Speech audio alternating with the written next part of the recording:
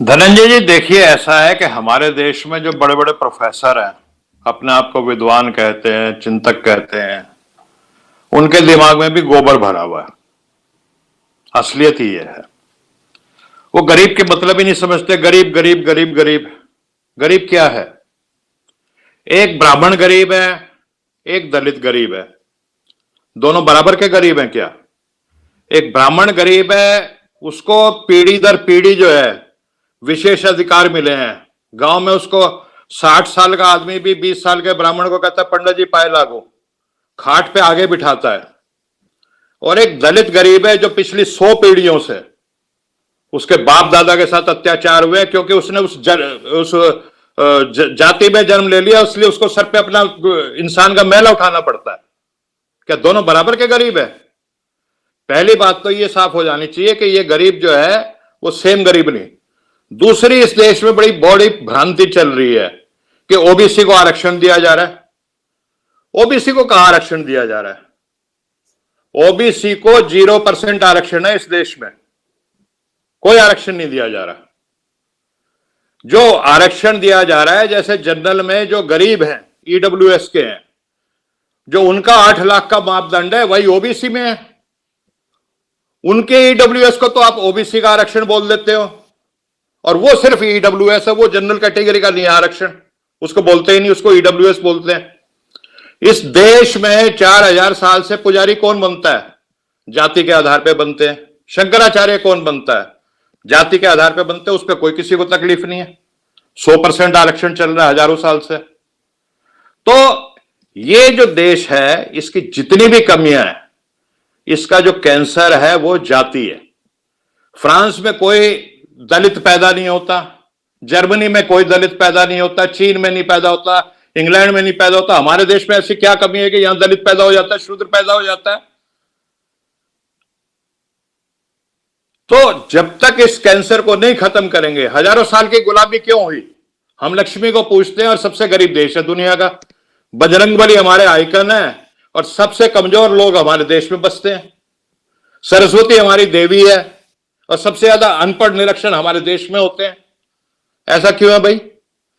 असलियत यह है कि जो सामाजिक व्यवस्था रही है हमारे देश की, दुनिया की सबसे घटिया सामाजिक व्यवस्था अगर कोई रही है गुलामी की, तो वो भारत की रही है। और हिटलर जो था, उसने इस चीज को पकड़ा था। आप पढ़िए उसकी मेन कैंप। वो लिखता है कि जैसे भारत में जाति व्यवस्था है, मैं भी जब थर्ड रीख खड़ा करूंगा अपना, तो मैं भी ऐसी जाति व्यवस्था जिसमें जर्मन सबसे ऊपर होंगे, और जो स्लैव जाति हैं, जो रशियन, यूगोस्लाविया वगैरह में, ईस्ट यूरोप में रहती हैं, उनको मैं पढ़ने लिखने नहीं दूंगा, जैसे इंडिया में दूसरी जातियों को पढ़ने लिखने नहीं दिया जाता है। वो साइन लैंग्वेज से बात करेंगे, जी पानी पीना है, कुछ खाना है, भूख लगी है। हिटलर उसको कॉपी करना चाहता था। तो हमारे देश में अगर कोई देश का हितैषी है, और कांग्रेस का क्या होगा, इससे क्या लेना देना हमें? कांग्रेस 100 बार खत्म हो जाए, भाड़ में जाए कांग्रेस, हमें क्या लेना देना कांग्रेस से? हमें मतलब इस देश से है। ये देश बनना चाहिए। हमारे देश में जब तक सब लोग भारतीय नहीं बनेंगे, जाति व्यवस्था रहेगी, एक दूसरे ईर्ष्या रहेगी, इस देश कोई कभी भी ठीक हो नहीं सकता। हम बड़ी बड़ी बातें करते हैं, अपने आस पड़ोस में देखें, हमारे चाचा ताऊ, मामा मौसी, बुआ, कहां शादियां हो रही हैं सबकी? 75% शादियां अपनी ही कास्ट में सब लोग कर रहे हैं, और फिर कहते हैं हम कास्ट को मानते ही नहीं। भाई साहब, हम तो इस चीज से ऊपर उठ चुके हैं। हम तो गरीब अमीर को मानते हैं। वो लोग जो ये बीजेपी और ये संघ वाले, जो जिंदगी भर मार्क्स को गाली देते रहे, आज वो वर्ग की बात कर रहे हैं कि गरीब और अमीर होता है जी, जाति नहीं होती। अगर जाति नहीं होती तो संघ में आप एक ही जाति के लोगों को क्यों आप सर संचालक बना रहे हो 100 साल से? क्यों शंकराचार्य एक ही जाति के आदमी को बना रहे हो? मंदिरों में क्यों पुजारी एक ही जाति के बना रहे हो? तो जब तक हम इस बकवास से जो ना, और ये जो पैराडॉक्स और हिपोक्रेसी हमारे देश में चल रही है, इसको खत्म नहीं करेंगे, ये देश कभी बन नहीं सकता। ये देश ऐसे सड़ा गला रहेगा जैसे सदियों से चला आया है। अगर इसको ठीक करना है तो उसके लिए सर्जरी की जरूरत है। जैसे कोई कैंसर होता है तो उसमें सर्जरी की जरूरत पड़ती है, उसमें कीमोथेरेपी की जरूरत पड़ती है, उसमें रेडिएशन देना पड़ता है। और जो जातियां विशेषाधिकार प्राप्त हैं, वो नहीं चाहती कि हम उन विशेष अधिकारों से वंचित हो जाए। मैं जाता हूं, मैं अपने गांव में जाता हूं, अरे राव साहब आ जाओ आ जाओ आ जाओ, दलित जब कहता है तो बहुत लोग खुश हो जाते हैं, भाई हम तो राव साहब है, हम तो ये हैं। तो ये जो दंभ है जाति का, ये हमारे देश के लिए बहुत बड़ा धब्बा है। और जाति को हमारे देश में या तो बाबा साहब ने समझा। बाबा साहब कहते थे भारत में जो सामाजिक व्यवस्था है वो एक टावर की तरह है, एक मीनार है, उसमें 4-5 मंजिलें, 4 मंजिलें, एक तहखाना है।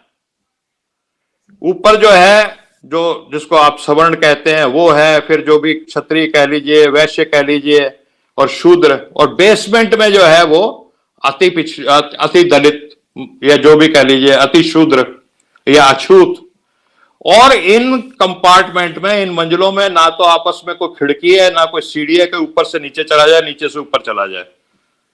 स्वामी दयानंद ने समझा इस बात को, और उन्होंने निकाला वेदों की स्टडी करके कि जो पहले पुराने जमाने में जब शुरू हुआ था तो जन्मना जाति व्यवस्था नहीं थी, कर्मणा और गुण के आधार पर थी। उन्होंने ठीक करने की कोशिश की। आर्य समाज में जो पुरोहित है वो किसी भी जाति का हो सकता है। हमारे जो आर्य समाज का मंदिर है उसमें अछूत भी रहा है शास्त्री, जो हमारे पे हवन कराता था। लोहिया ने समझा। सीताराम येचूरी जो कम्युनिस्टों के बहुत बड़े नेता हैं आज के समय में, उन्होंने अपने एक भाषण में, अभी कॉन्स्टिट्यूशन क्लब में उनका हुआ था, उन्होंने कहा जी हमें देर कर दी, हम सिर्फ मार्क्स की बात पे चलते रहे, हम भारतीय समाज को समझ नहीं पाए, और हम एक टांग पे चलते रहे वर्ग वर्ग की बात करके। अब आगे से हम दोनों टांगों पे चलेंगे, वर्ग और जाति। क्योंकि जो जितनी कमजोर जाति है, जो जितनी अब मैं कहना नहीं चाहता कि वो छोटी है, लेकिन जिसको कहा जाता है छोटी जात, वो उतना ही अशिक्षित है, उतना ही गरीब है, उतनी ही कम धन दौलत है उसके पास। तो इसको खत्म करने की बात है। पूरी दुनिया में जहां पे भी विविधता है सोसाइटी में, समाज में, प्लूरलिस्टिक सोसाइटी है, डाइवर्सिटी है। ये एक पुस्तक है, पता नहीं इसका आ पाएगा या नहीं आ पाएगा, एरेंड लिस्बर्ट की, थिंकिंग अबाउट डेमोक्रेसी। दुनिया में स्विट्जरलैंड हो, बेल्जियम हो, आपका नेदरलैंड हो, जहां पे भी प्लूरलिस्टिक सोसाइटीज है, साउथ अफ्रीका है, लैटिन अमेरिकन कंट्रीज हैं कुछ, वहां पे कंसोसिएशनल डेमोक्रेसी ही कामयाब हो सकती है। कंसोसिएशनल डेमोक्रेसी को आप सिंपल, ये टेक्निकल वर्ड हो गया, पावर शेयरिंग डेमोक्रेसी, या जिसको मान्यवर काशीराम कहते थे, जिसकी जितनी संख्या भारी उतनी उसकी हिस्सेदारी, या जिसको अब राहुल गांधी कह रहे हैं कि जितनी आबादी उतना हक। अरे अगर वो पहले 100 गुना उन्होंने किए हैं तो क्या इसका मतलब आज भी वो गुना करें? कल एक मैं टेलीविजन पे चैनल पे था, अंग्रेजी का चैनल है, और उसका जो एंकर है बहुत चीखता है। वो कह रहा है इंदिरा गांधी ने कभी कहा था जात पे ना पात पे मोहर लगेगी, देखो इंदिरा गांधी तो जात के खिलाफ थी, ये राहुल गांधी जात कर रहा है। भाई कोई गलती किसी से हो रही है, किसी पॉलिटिकल पार्टी, राजीव गांधी ने भी मंडल कमीशन का विरोध किया था पार्लियामेंट में, ठीक है, अब उनकी थिंकिंग इवॉल्व कर रही है, उनकी थिंकिंग बेटर हो रही है।